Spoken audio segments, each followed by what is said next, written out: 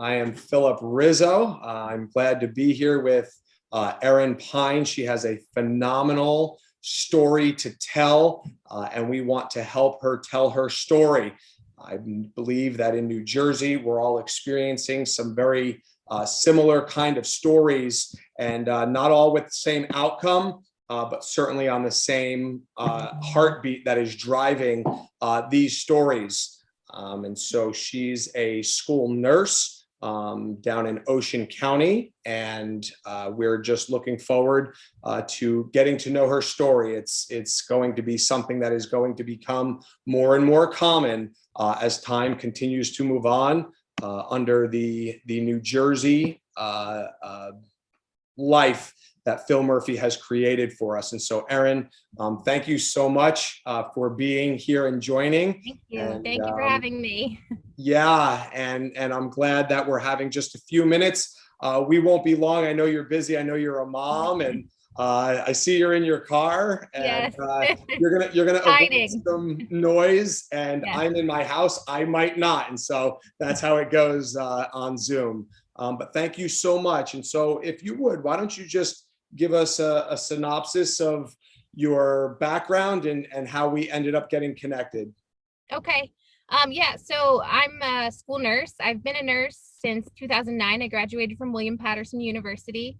I've worked all over the place. I've done schools and hospitals and home care and a lot of other things, but I've been with Stafford Township School Districts for 3 years as a school nurse, and I love it. It's great. I love the kids.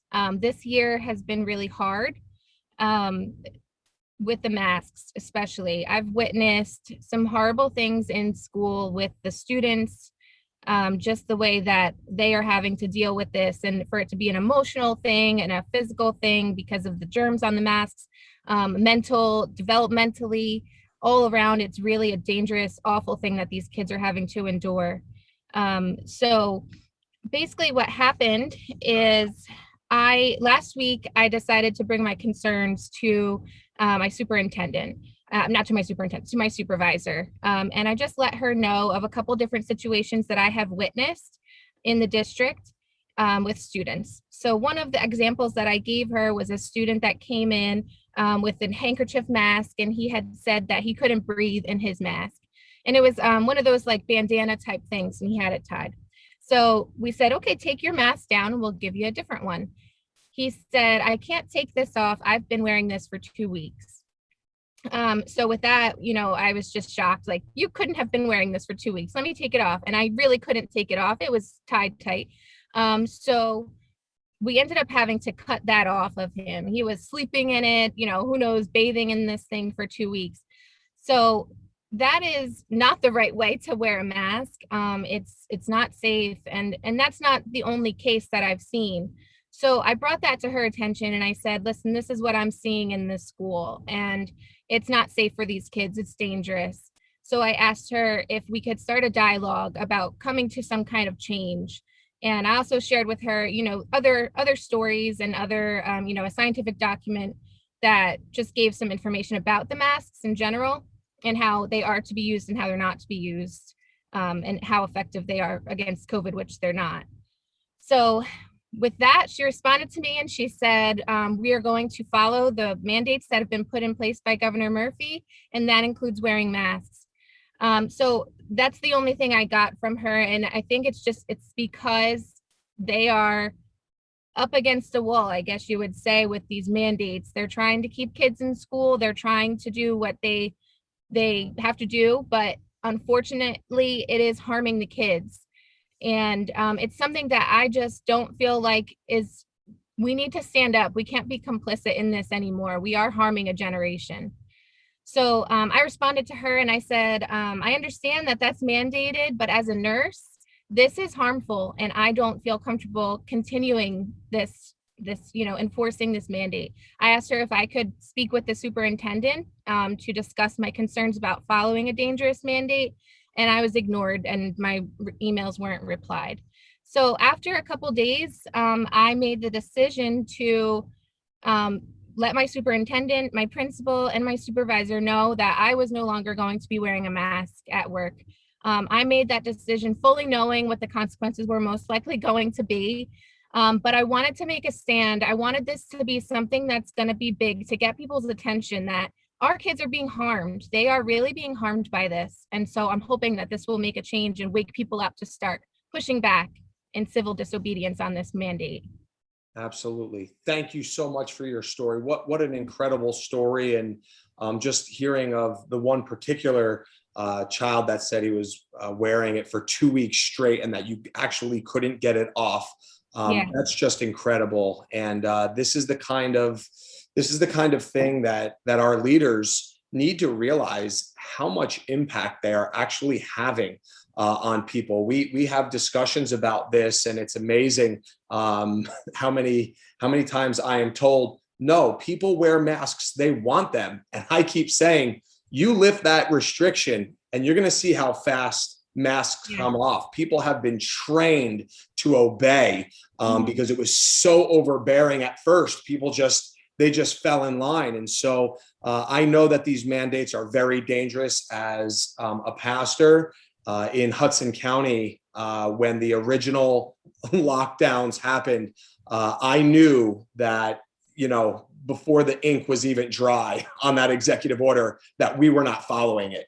Right. We never closed our church. I never, ever mandated masks. I never demanded social distancing or mandated capacity limitations in our church. I am a freedom guy, so we added live streaming so people could stay home and live stream. They could come to church and wear a mask, or they could come without it. And so this idea of a broad brush mandate from the elderly to middle age to 20s and 30s and down into young children who are relatively have a zero impact from COVID on their lives and on their health, to broad brush it like that, I believe is a severe mismanagement of leadership.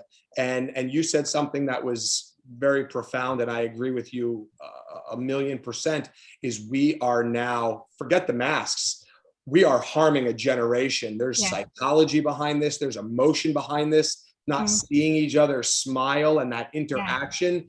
Studies have already been done in other countries. When you don't have physical contact with a baby, they develop emotional problems. And so thank you so much. And knowing what the ramifications were going to be, you did it anyway. What a warrior and what a patriot. Thank you so much for taking that stand. And so for me, I've never worn a mask. I've not worn it half for medical reasons. My doctor said I shouldn't. And then for the freedom reason, I said I won't. And so I kind of have a 50-50 there, because I knew what this was going to lead to. And here you are telling us these stories. And so thank you so much. And so I know now that there's a protest on May 10th. What are some details about that we can make sure people are aware of it and we can sound the alarm? Yeah. This is something that wasn't started by me. But it is, what happened is a lot of people in the community are really just coming together, and they're supporting this because they know how important it is to unmask their kids. They see what's going on with their own children. And so people are coming together just to let their voices be heard, that they don't want to follow this mandate anymore, that they want change. And that's really what it's about. It's about the kids. It's not about me. It's not about, this is bigger than me or my job or this district or anything. This is about the children and the damage that's being done to them. And so we're just hoping that people are going to show up and show support. Nobody wants to be the person that's doing something different than everybody else, and that's kind of why we're all walking around with these masks on. So I think this is going to give people courage to say, hey, I'm not alone, and I don't want to wear this either, and this is not helping me, and this is hurting me and my family. So maybe it'll give people courage to take it off and just stand up and say no more for this, because it's really hurting people. Wonderful. If that protest is well attended and if we get the ear of the school board, what would you like the school board in your district to do? What do you want to see the outcome be? I would like to see the masks mandate for them to tell people that they have a choice. You can either choose to wear the mask or not. If somebody feels like they really want to wear it, they still want their child to wear it, then I think that should be fine. You can send your child in with your mask, or staff who wants to wear it and they really feel a certain way about it. And I understand that they feel that way because I feel that they've been told a lie about these masks and they really believe that. And so it's although it's a false sense of security, that's the way I see it, they see it as that this is really helping them for certain people. So I think that if they want to wear it, they should be able to, but I don't think it should be forced on the people that don't want to. And I think that that would be the best outcome if we could just give it an option instead of you have to do this. Yeah, wonderful. And I agree 1,000%. So with our position and the things that we're attempting to bring as far as change to New Jersey, right in line with everything you're talking about, there's a good chance Governor Murphy is going to hear about this, because we're going to make sure that he does. What would you want Governor Murphy to know? What would be your message to him regarding the mask mandate? I think that his intention was pure in the beginning. I think he's, seeing this virus and saying, hey, we need to stop this. We need to contain this. We need to protect teachers and staff and students. But I want him to know that the scientific, if we're following the science shows that these masks don't work to prevent against COVID. The viruses are way smaller than the pore size of these masks. And not only that, but the masks are more damaging than anything else for these kids, especially for everybody, but we need to start with the kids. I'd like to tell him that what he intended for this mandate is not following through in the schools. The kids aren't realistically, it's not a realistic thing to think that a child could wear a mask the right way, especially these preschoolers, these kindergartners, first and second grade. I mean, maybe we could reach the older kids and really educate them on how to use the mask. But if you think about it with these younger kids, they're just touching it all day long. They have, they're licking the inside of it.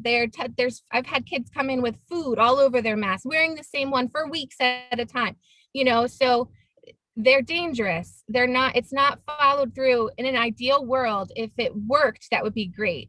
But even if it worked, the damage is way worse than the virus. If these kids got the virus, they're 99.997% surviving it. They're not having big serious reactions to this virus. My own children had it. They had a runny nose and a low-grade fever for one day, and they were on the trampoline for 3 weeks saying, get me out of this house. So, and that's not to say that someone might have a child that has a very bad reaction to it. But for the majority, 99.997% have a really low, mild case. So I think to mandate for these kids to be in a mask for 6 to 7 hours is maybe it started out great to think that way, but at this point it's child abuse. It's not working and it's harmful. So we need to stop it. Absolutely. Absolutely. I think Governor Murphy got this 100% wrong, from sending COVID positive patients into old age homes to masking our children and everything in between. You name what you could do wrong, Phil Murphy did it. That's why New Jersey ranks #1 in the nation for the most deaths per capita. I think he scores an F for his handle of coronavirus. And I love the fact that there is a patriot and somebody who is willing to stand up and really thank you for your sacrifice. And I know that this is going to be just the beginning for you. I just want you to know that you have a friend and an advocate behind you all the way. And I know you'll go into some rough waters here, but we are rallying momentum to get New Jersey back to being open and free. And I've said, as I've been traveling the state, coronavirus is going to be behind us here in July and August. But the disease of Phil Murphy is going to plague us for another generation if we're not careful. So we're going to work real hard to help you get your message out. Again, thank you for your sacrifice. As we wrap it up, and I'll let you get back to your kids. Is there anything else you want to close with? You have contact information you want to be left alone? What do you want us to let you close out with? Yeah, if anybody wants to reach me, they can reach me on my email, which is PEINAEDTJ@comcast.net. It's my last name and the first letter of each child and adult in our family. Awesome. So yeah, if anybody wants to reach me, they can reach me there. And just, I want to say thank you to everybody who's been reaching out and supporting me, and just, even the prayers, like that's really the most important thing right now, just that the Lord's will would be done, and that this would all come to a light, and that we can make big change for these kids, because that's what's most important. Yeah, yeah. Nurse Erin, thank you so much for being a patriot. Thank you so much for standing up for our children. I know you're not doing this for you, you're doing this for our children. And thank you so much. We are totally aligned in that. And I truly appreciate it. Thank you. Thank you so much. Bye-bye. Bye.